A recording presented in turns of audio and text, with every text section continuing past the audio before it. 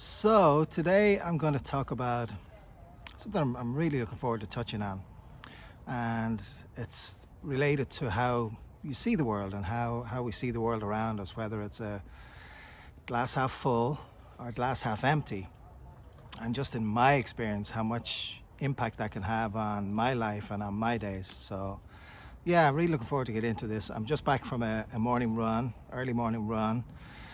Decided to get straight into it. I'd usually have a shower and get going, but we got a bit of running around to do today. So this is me in my gym gear.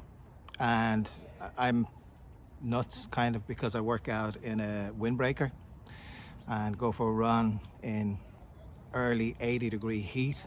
So people think I'm kind of nuts, and I kind of am. But that's okay. I usually leave this on for about half an hour afterwards and just sweat it out. So works for me. What to do? So I've always been, I consider myself a glass half full kind of person. And I generally get automatically drawn to people that are similarly glass half full. Now, I think it is a choice thing. It does not mean to say for a moment, in my view, that somebody that isn't a glass half full kind of person, that I don't want that person in my life. Not true at all. But certainly, I would say when I look at my circle of friends, I mean, family are family, right? We don't get to choose whether they're going to be in our lives or not. Family are family, and I'm blessed. My family never have, and don't judge me. But my circle of friends could absolutely influence decisions that I make. And so usually when I'm out on these early morning runs, that's usually when I have to think about what my day is going to look like, what I'd like to accomplish today, and also what I'm going to discuss on this 90-day video challenge. And today that's what came to me. I'd love to talk about the glass half full versus glass half empty. And what also came into my mind was the word influencers. And that's become kind of a big thing in the new era, I guess, of influencers on Instagram and Twitter and YouTube and different things. And it's a big thing now. And to me, that very word, it's so powerful because what they're actually doing based on their level of being famous and stardom, they are influencing. They're influencing people, whether it's to do something, to buy something, to be something. The mere fact that they're called influencers, I think, is really interesting and powerful. Now, I'm not a big fan of, personally, I'm not a big fan of influencers. I'm pretty much like to find my way, make my decisions, but I find them fascinating.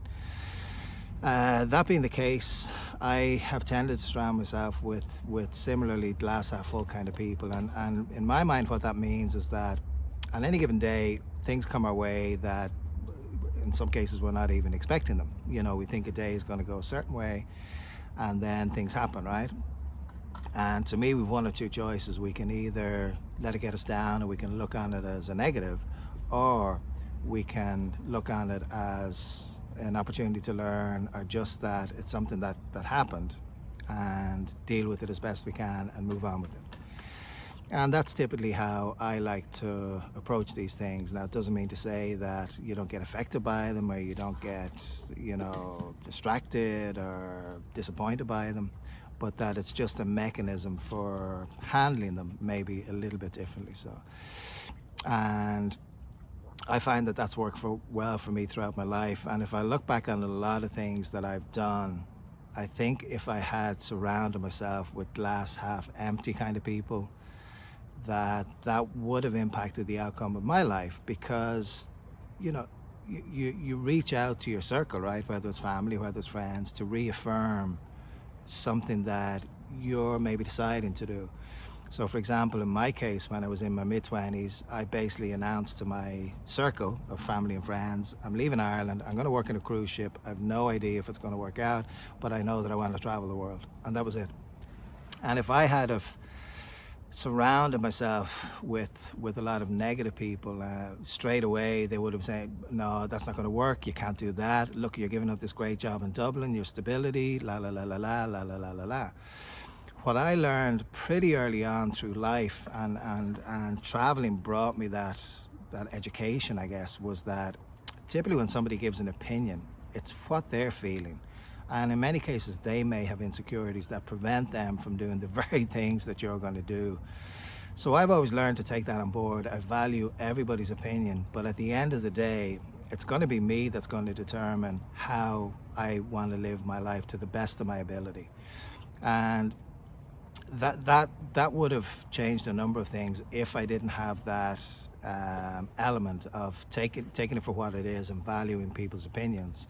But ultimately, I needed to make that decision for myself. And a big catalyst for me was in never having regrets. That was always a big motivation for me. And that was everything from, leaving Ireland in my mid-20s to work on a cruise ship, to buying a house in Phuket, Thailand. People could have told me, you're nuts. What the hell are you thinking? You can't. You don't live there. You're not a citizen of there. All these things. And, moving to Italy, moving down here to Grand Cayman. I've always been a bit of a wild horse, and I think anybody that knows me pretty well knows that. And I've been very fortunate that people have not judged me.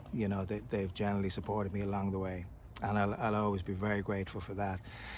You and your SFM journey, that's something that is possibly going to come your way, and this is why I bring this point up now, because hopefully when you start on your SFM journey, hopefully you're going to have all the support from your circle that you need, but possibly you won't. And at the very least, I hope that, if you're in a relationship, that your boyfriend, your girlfriend, your partner, your husband, your wife, I hope that they're on board with you. And even if they don't fully support the choice that you're making to go down this SFM route because it's new and they're also not sure, I hope that they at a minimum support you and your choice and your decision and belief in you. And that's certainly the experience that I had, and I'm so grateful for it. It won't be that unusual for people to be skeptical. So if you decide you're going to come into the SFM journey and start discussing it with people, your friends, possibly your family, don't expect that everyone's going to be fully on board with it, because again, going back to, it may not be for them, and whatever opinion they're giving, that's what it is. It's their opinion. And I suggest to you, you're going to need to be very determined to say, this is what I want, and I'm willing to put in the work and put in the change to make that happen. So I think it's just something to be aware of.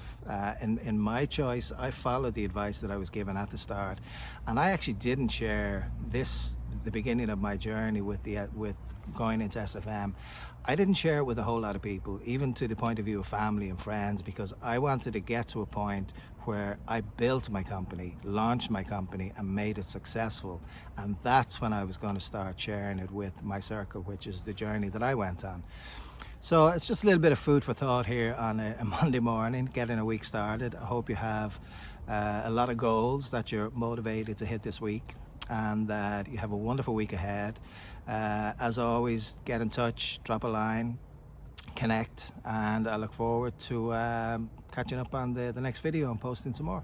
Have a great day ahead, and as always, be gentle on yourselves, please. Thanks.